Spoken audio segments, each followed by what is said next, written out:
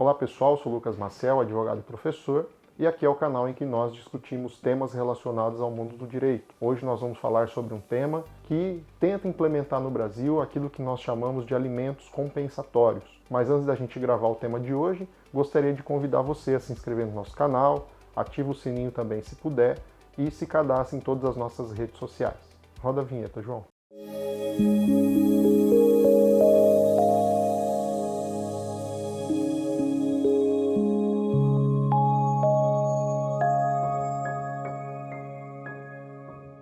Bom pessoal, como nós já antecipamos, o nosso vídeo de hoje vai tratar sobre um tema bastante atual, que está em discussão principalmente nos nossos tribunais superiores, que é a criação de algo que se chama como alimentos compensatórios.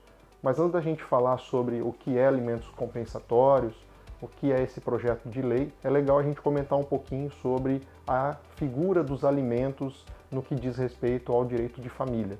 É interessante mencionar que os alimentos são pagos para as pessoas que, de certa forma, dependam de outra para a sua subsistência. É o que nós conhecemos muito bem naquilo que a gente vê quando um pai ou uma mãe, tem que pagar esses alimentos para o filho menor de idade, haja vista que esse filho ele é hipossuficiente, vulnerável e depende daquele outro para a sua subsistência. Então, quando há, por exemplo, a quebra do vínculo familiar entre um marido e uma mulher, e eventualmente esses filhos vão ficar com a guarda física com a mãe, o pai tem que pagar alimentos para esse filho. Tanto é assim que esses alimentos eles têm uma natureza muito importante, especialmente porque a legislação garante até mesmo a prisão civil desse pai, desse cônjuge, desse responsável para eventual risco de não pagar. Então, se esse cônjuge não paga os alimentos, ele pode vir a ser preso por ausência de pagamento dos alimentos para esse filho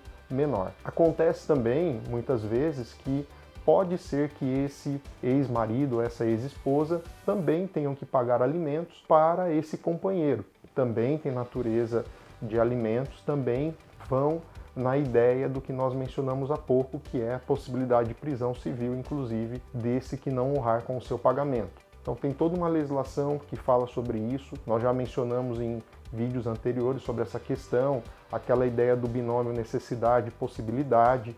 Então, muitas vezes, esse que paga os alimentos pode ganhar um patrimônio de R$1 milhão por mês, que não necessariamente o filho vai ter direito a 30% desse valor. É sempre pensando na possibilidade de analisarmos essa questão. Quanto o filho precisa e quanto esse pai, essa mãe podem pagar. Então, essa é uma ideia inicial para a gente pensar.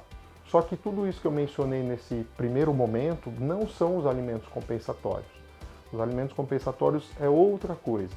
Então o que acontece? Vamos imaginar lá que há uma separação entre marido e mulher e em decorrência dessa separação, esse ex-cônjuge acaba tendo uma queda significativa na sua condição de vida, fazendo com que haja necessidade desse outro cônjuge compensar este que teve esse prejuízo financeiro econômico. Isso são os alimentos compensatórios. Então tem natureza indenizatória. Então pensando nisso, a jurisprudência criou essa possibilidade de que esse cônjuge venha a pagar alimentos compensatórios para esse outro cônjuge, para que ele não tenha tanto prejuízo nessa questão. E por ser de natureza indenizatória, obviamente é por um prazo determinado. Então, tanto o Tribunal de Justiça do Rio de Janeiro quanto o Tribunal de Justiça do Estado de São Paulo, vou colocar o link para vocês aqui na descrição, vem entendendo nesse sentido. E recentemente o STJ também foi nessa mesma linha para compreender a necessidade do pagamento dos alimentos compensatórios. Em recente decisão proferida pelo ministro do STJ, Marco Aurélio Belize, relator do recurso especial 1.954.452 de São Paulo, aplicou-se ao caso concreto o entendimento de haver justificativa quanto à fixação dos alimentos compensatórios, uma vez que o alimentante está na administração exclusiva dos bens comuns do ex-casal desde o fim do relacionamento e a partilha do patrimônio bilionário depende do fim da ação de separação litigiosa, que já se arrasta por quase 20 anos. Portanto, pelo que a gente observou na leitura desse trecho do voto do ministro, fica claro então que os alimentos compensatórios têm essa natureza de indenização. Por isso, eles têm uma razão diferente de ser do que são os alimentos como nós vimos no caso de quando é o ex-cônjuge pagando para um filho ou para o ex-cônjuge. Então, nessa situação, a gente observa que não há no Brasil nenhuma legislação explícita sobre alimentos compensatórios.